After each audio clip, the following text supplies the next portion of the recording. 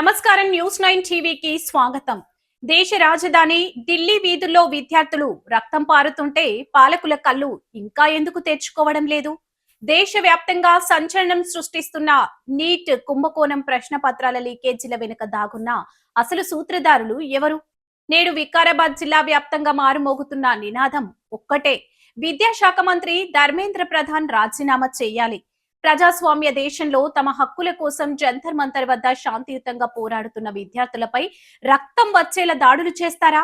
ఇదేనా ప్రజాస్వామ్యం? ఇదేం రాజ్యాంగం అంటూ వికారాబాద్ విద్యార్థి లోకం బగ్గుమంటుంది. ఎస్ఎఫ్ఐ జిల్లా కార్యదర్శి అక్బర్ నేతృత్వంలో ఈ రోజు జరిగిన విద్యా సంస్థల బంద్ ప్రభుత్వానికి ఒక తీవ్రమైన హెచ్చరిక పంపింది. బంద్ 100% సక్సెస్ అయింది. కానీ విద్యార్థులు సంధిస్తున్న ప్రశ్నలు మాత్రం ఢిల్లీ పీఠాన్ని కుదిపేస్తున్నాయి. అసలు వివాదం ఇక్కడే మొదలైంది. విద్యార్థులు సూటిగా ప్రధాని నరేంద్ర మోదీని ప్రశ్నిస్తున్నారు.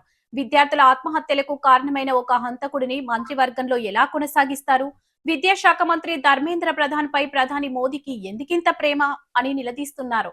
నీట్ పరీక్షల నిర్వహణలో వరుస వైఫల్యాలతో లక్షలాది మంది విద్యార్థుల ప్రాణాలతో భవితవ్యంతో చెలగాటమాడుతున్న ఎన్టీఏ ని వెంటనే రద్దు చేయాలని ఎస్ఎఫ్ఐ డిమాండ్ చేస్తుంది.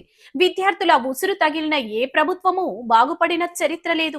కేంద్రం వెంటనే స్పందించి ధర్మేంద్ర ప్రధాన్ ను మంత్రివర్గం నుండి బర్తరఫ్ చేయకపోతే, పారదర్శకమైన పరీక్ష విధానాన్ని తీసుకురాకపోతే రాబోయే రోజుల్లో ఉద్యమం దేశవ్యాప్తంగా అగ్నిగుండంలా మారుతుందని ఎస్ఎఫ్ఐ నాయకులు తేజ, అనిల్, రాకేష్, దీపక్, ఆదిత్య తీవ్రంగా హెచ్చరిస్తున్నారు.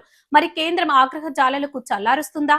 రక్తం చూసి ఆనందిస్తుందా? వేచి చూడాలి. మరిన్ని అప్డేట్స్ కోసం చూస్తూనే ఉండండి న్యూస్ 9 టీవీ.